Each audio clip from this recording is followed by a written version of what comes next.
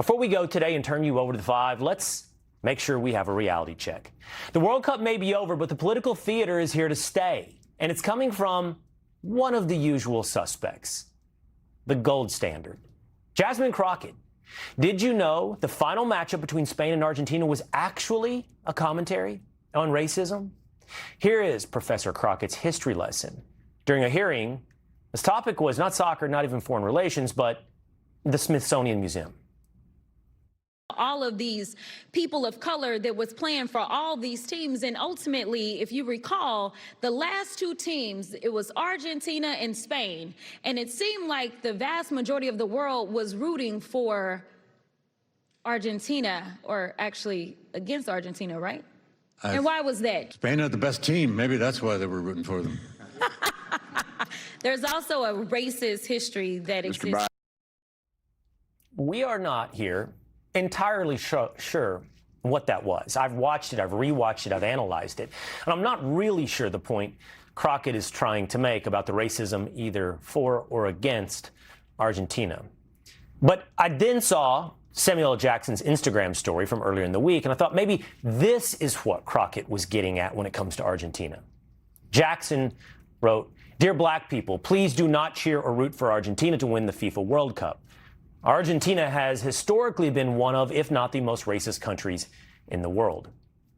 Others have compared the World Cup to a proxy war, like Mehdi Hassan in a conversation with Spanish actor Javier Bardem. The Israeli government was very loud and proud about, we are backing Argentina. Netanyahu, Ben-Gvir, a bunch of Israeli ministers put out videos today saying, Argentina. In many ways, this game, Javier, Argentina-Spain, was almost a proxy for Israel versus Palestine, rightly or wrongly? Rightly, and wrongly, because also political leaders don't represent their people. And here you thought you were just watching a soccer game, the World Cup. By the way, Mehdi Hassan had no problem celebrating Argentina way back in 2022, writing, "Blessed to have been here to witness the greatest World Cup final of all time, and Pele is the GOAT, but Messi officially now has to be considered number 2. There he is, all clad in blue, white, and yellow. So, something changed between 2022 and 2026, at least when it comes to the righteousness of rooting for Argentina over Spain. Joining me now is co-host of the Barstool College Football Show and the Big Noon Kickoff with Fox. It's Kayce Smith, and I thought it was just the World Cup.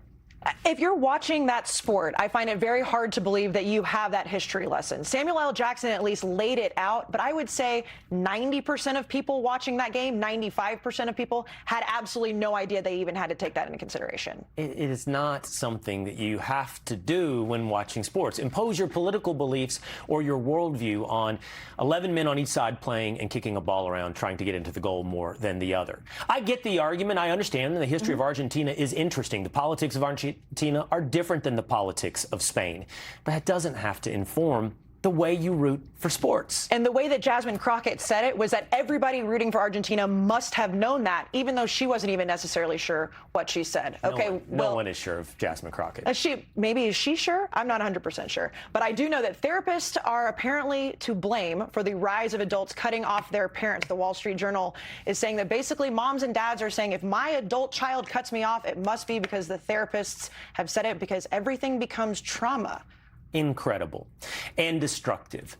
Therapy, which has been elevated in modern society to the level of religion. Young people treat their therapist as their priest. I truly believe that it has replaced confession. It has replaced the ability to adhere to a moral code other than whatever is self-improvement these days. And I do think that therapy has largely looked at people's individual problems and blamed it outside of their own agency, outside of their own ability, and in more often cases than not, blamed it on their parents. If they're cutting you off from family, you have lost your religion. This is a really sad case for whatever generation is now turning to their therapist. Well, and then there's also the fact that a lot of young people are using AI as their therapist, which creates an even bigger problem. Did you even know that? Incredible. No. ChatGPT is a therapist now. And what is that going to disconnect you from? Not just your parents. That's a fact. Okay, Tokyo urges men to wear shorts to work, but some women say it's leg hair harassment, Will Cain. They should not be forced to look at men's leg hair at the office, essentially. I think I'm with the Japanese women. Why? Because you think it's gross? I don't. The word harassment's a little bit harsh here. I don't want to see your legs. Not your legs. I don't want to see a dude's legs. Shorts don't belong in the office. Am I wrong? No. Shorts don't belong in the office. I think it depends I feel on- Jesse Waters right now. I feel very much like Jesse Waters. I don't think shorts belong in the professional environment. I think it depends on where you work. However, if I am a woman looking at a man's legs, I do not feel like I am being forced to look at them. I guess, unless these Japanese women feel like those legs are gross. All right. We don't want to see your leg area. Exactly. And then the last one, Japan's prime minister says she gets 0 to 3 hours of sleep and spends free time ironing clothes. When she gets to sleep in, she also gets to iron, wash, and even sew and hem. Oh, can I just tell you, I'm incredibly impressed by these world leaders, which obviously includes President Trump, that need so little sleep. I don't think people should be bragging about their lack of need for sleep. I think most times guys often use that as a badge of honor. We know you need sleep. It's like healthier to sleep. But if you can pull it off like President Trump, and I don't know the Japanese prime minister, bravo. If it's all you need, bravo. If you don't need it, that's great. You kind of sound a little bit of a hardo when you say it. Yeah. But with her, girl, use your free time to rest, not sew. Kayce Smith from Barstool, always love having you on. Thank you. Thank you, Will. And we enjoy you being with us as well. But now it is time for Jesse Waters. Be sure to like and subscribe for all the Fox News latest on YouTube and catch full shows streaming now on Fox One.